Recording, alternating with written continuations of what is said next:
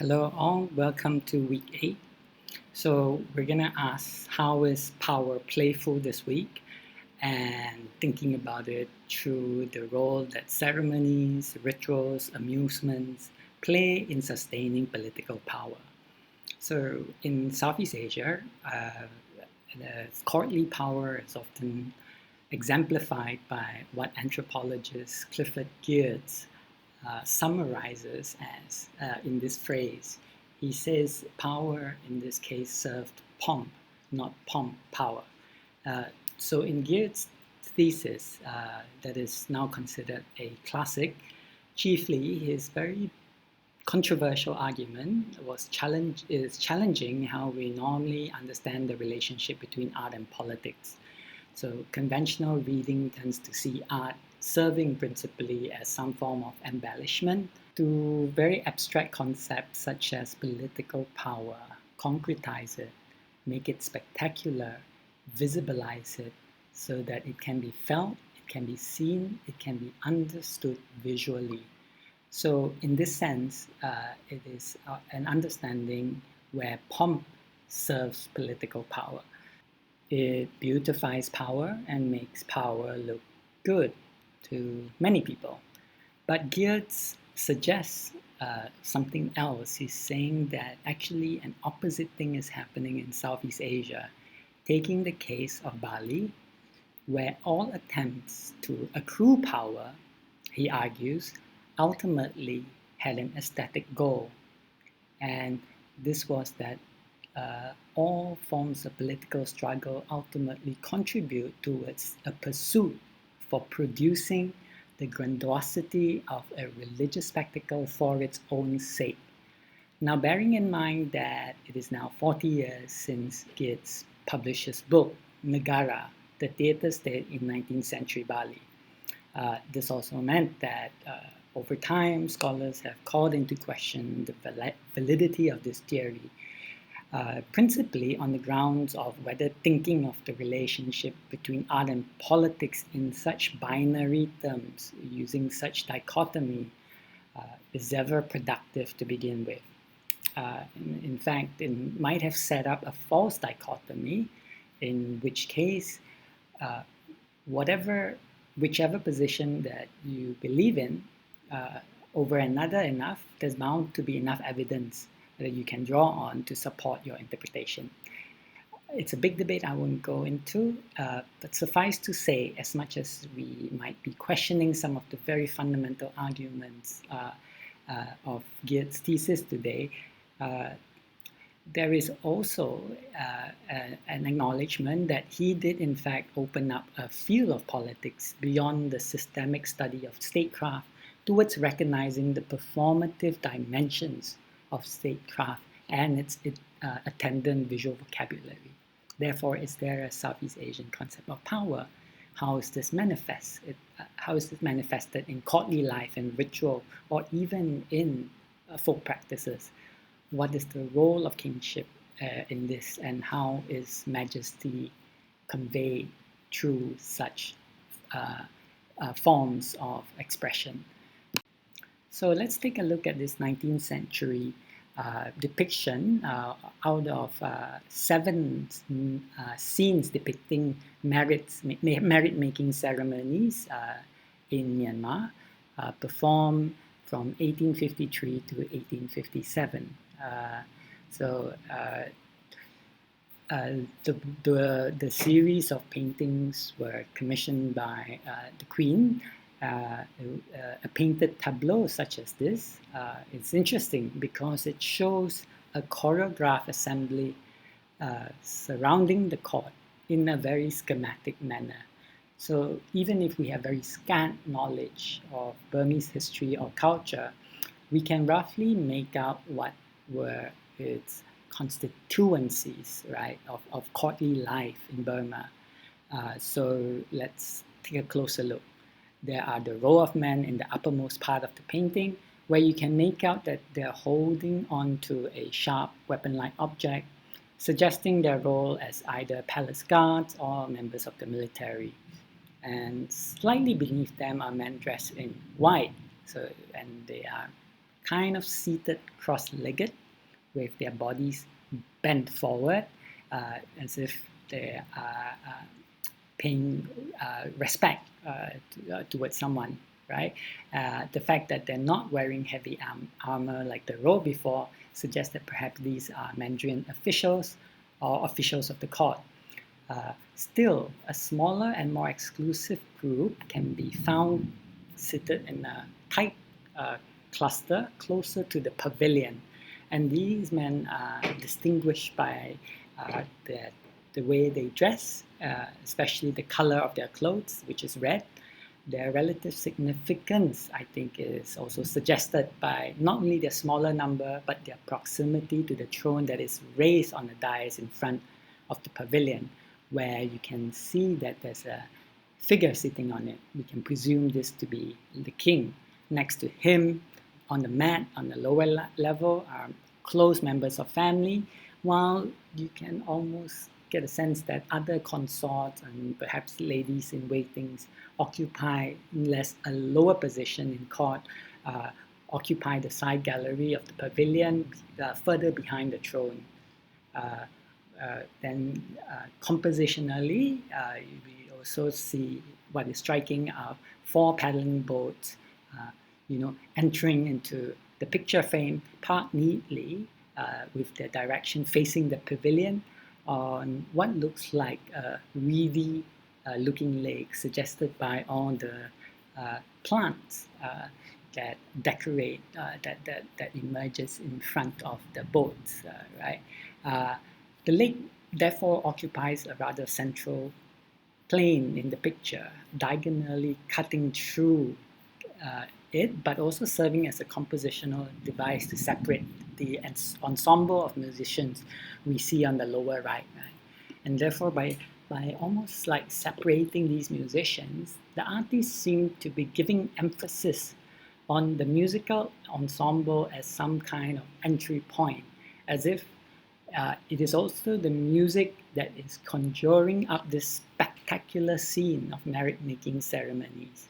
And therefore, if we think along these lines, that when music is performed correctly, we can presume this would bring good fortune to the Buddhist kingdom of Burma, and therefore highlighting also the musical, the auditory sort of like quality, which is then translated into a visual form and given a visual parallel in terms of how aesthetic sensation can conjure up feelings, but also shape certain kinds of reality and imagery. Okay, so ceremonies are not always somber. They too can often take on very sporting quality, at times appearing even gruesome and bloody, right? And so this is one of the more bloody rituals that were part of our history, and it's called the Rampungan Macan. And really what is, it's a sort of stage performance that pits a tiger against a buffalo.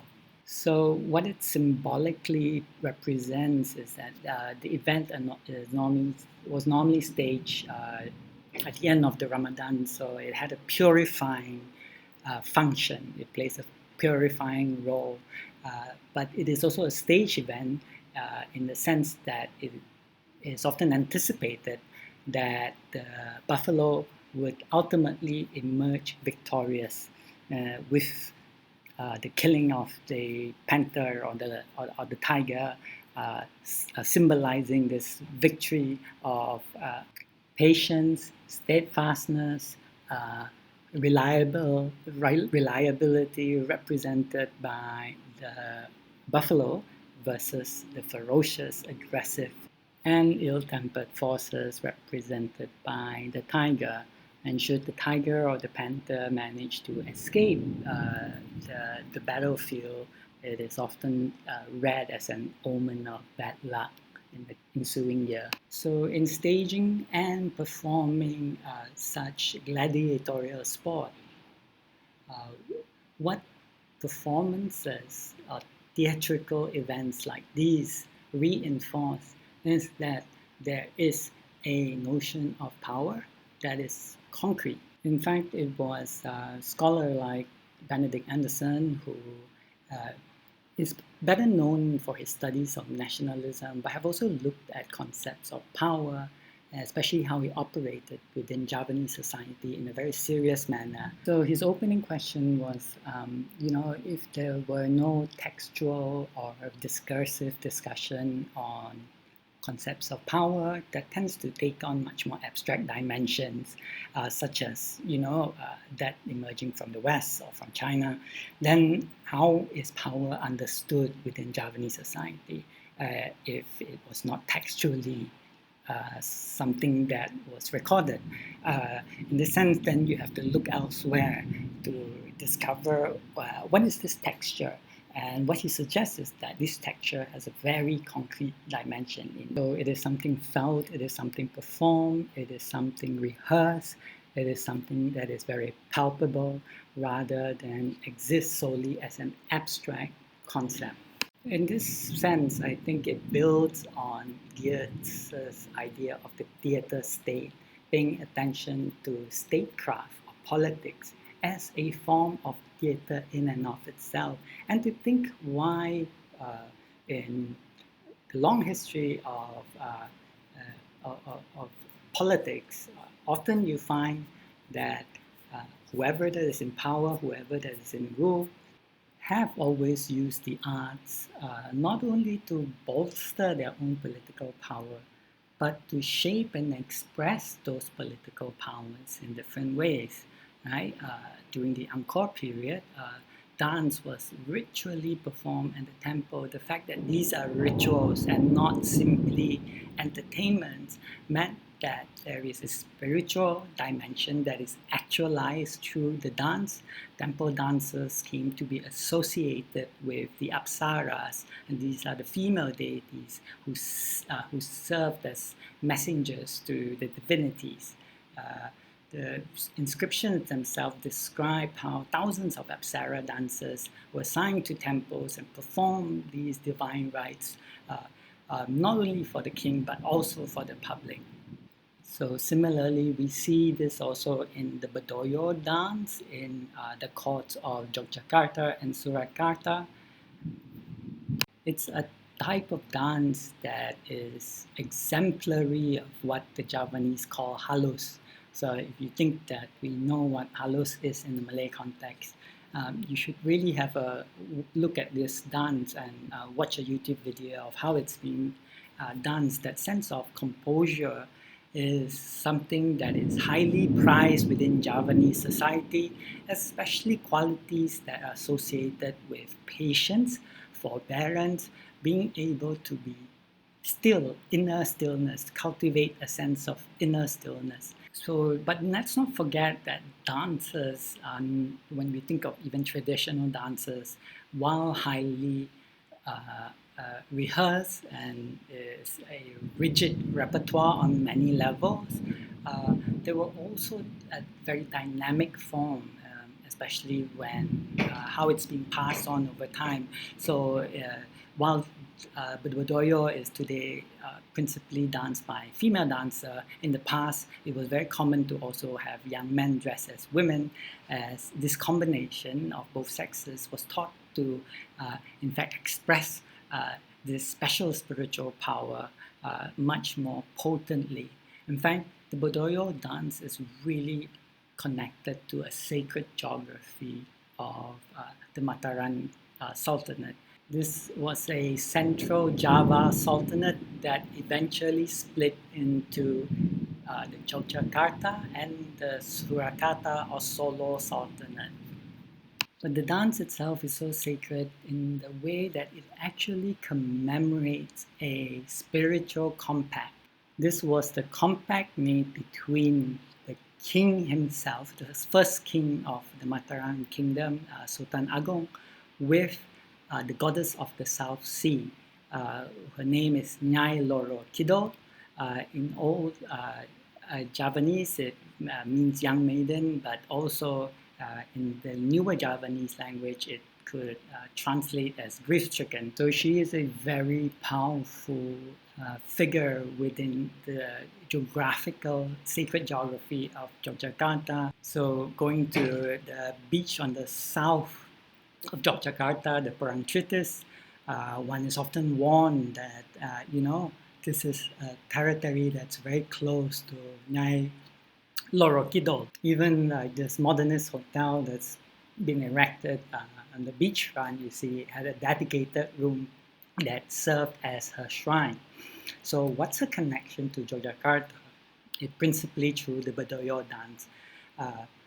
So the dance commemorates a significant mythical meeting between Nyai Loro Kidul and Sultan Agong of the Mataram Kingdom. And in fact, this meeting would grant him the legitimacy and power to effectively,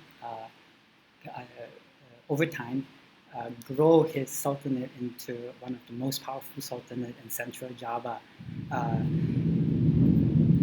In doing so, what the dance does is to actualize and perform this sacred compact,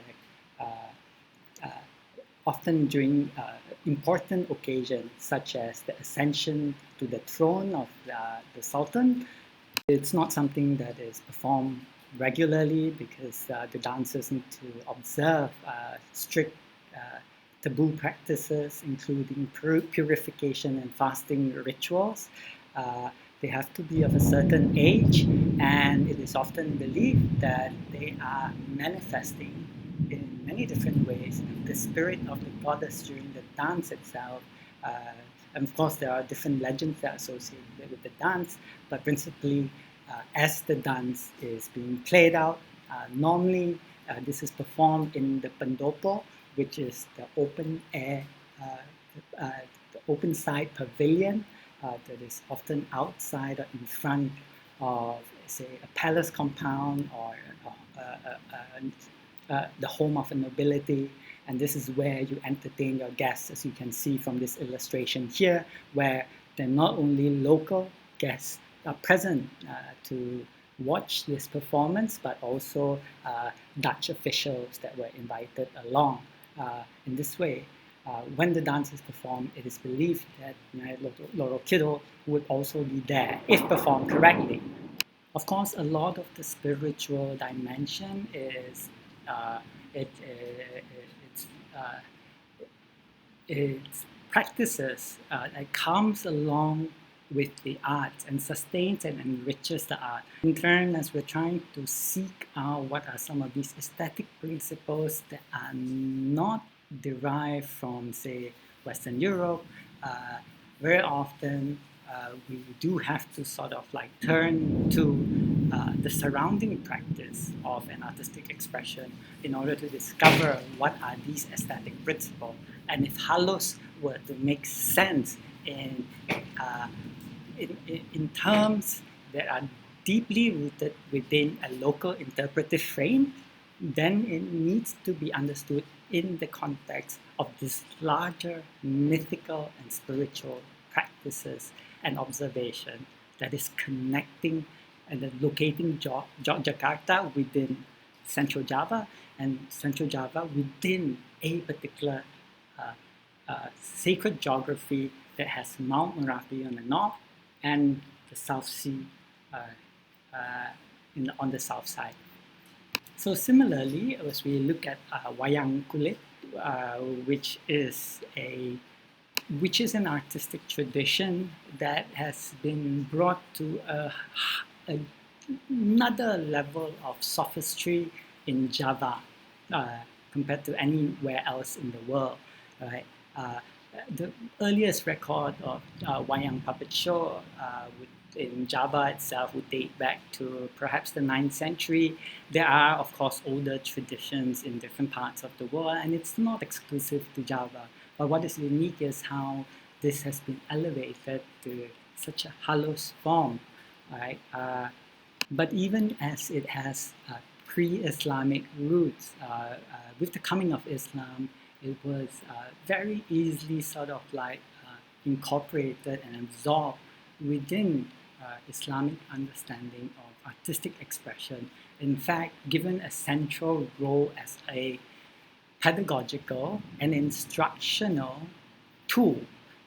Often in the Islamic myth, you would find that Sunan Bonang, who is one of the 9 walis, the 9 saints who were considered as playing a pioneering role in bringing Islam into Java. And one of Sunan Bonang's claim to fame was that he was trying to teach Islamic principles and doctrines to, your pagan Javanese, but found it difficult to communicate the message because most of them wouldn't know how to read Arabic. Instead, he would use the wayang puppet in order to evoke and conjure stories and teach them the core values of Islam. So in this way, Javanese society never saw the need to replace the original Hindu epics with new Islamic inflected stories. Rather, they saw consonance, that these earlier stories contain values and important philosophical concepts and discourse that are not seen to be conflicting with Islamic teachings, but in fact enriches our understanding of Islam. So in the Javanese wayang tradition, this is considered often as the palace tradition. It's a high art form. It often is centered on the story of the Mahabharata, and this is a story about 2 competing clans. So the protagonists are the Pandava brothers, and they belong to one of the clans, and it is a story that talks about their exploits as well as the cost of war. And in this tale of adventure of sprawling magnitude, that we also got a sense that at the end of it, it is also a discourse on what is considered as a just war, whether going to war at all is justified, as well as the philosophical discussion on the cost of such an endeavor. Such a story played out on the screen therefore magnifies and reinforces these as core values within a particular society, in which ideas of forbearance, of cultivating certain kind of ideas of moral rectitude are writ large on the screen. The fact that the Mahabharata is a story that is in many ways formally resonant, which is to say it rhymes very well with the visual structure of the wayang as something that exploits the reflection of the shadow on the screen to play out this tension between 2 opposing forces. At the same time, it's not something that is black and white in the sense that it already predetermines or judges one side being good and the other side being evil. It's not a story about the triumph of good over evil, but really getting at the heart of thinking about the costs in which war becomes also a transformative moment for us to understand what is the self within moments of conflict. So wayangs are great occasions that are very festive. If something like a painting like this suggests that it is a somber occasion, you only have to have a chance to perhaps visit Yogyakarta one day, and if you're there at the right time, the Sultanate of Yogyakarta continues to sponsor monthly performances, and this would be held on the, I think it's the, if I'm not wrong, it's on the south, on the north Alun-alun, which is the North Padang or the field connected to the palace, outside of the palace compound.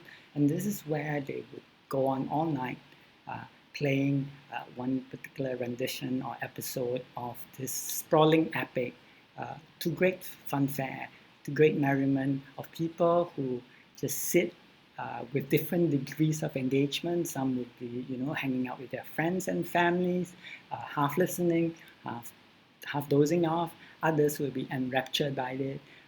But it is also a performance culture that is not about you being sort of shoveled into a theater space and having to sit yourself decorously and ceremonially and silently to watch a play, a 2-hour play. That's something that stretches on the whole night. So you have different sort of like ways you can engage with the performance itself, not least that you're also encouraged to go behind the screen and actually watch the performance from the perspective that we are looking at now, not only from the front. It's a very 3D, very way in which you are supposed to understand and appreciate the story. Okay, then of course the wayang is accompanied by the gamelan. So the gamelan here is depicted as gamelan ibu-ibu, where you have this rather comic representation that is often more of a fantasy or a comical sort of like a jokey play with the graphic convention that shows a gamelan orchestra being played entirely by women folk, whereas chances are they're normally played by men in the past. So the gamelan then is that orchestral instrument that then brings and enlivens any wayang performance.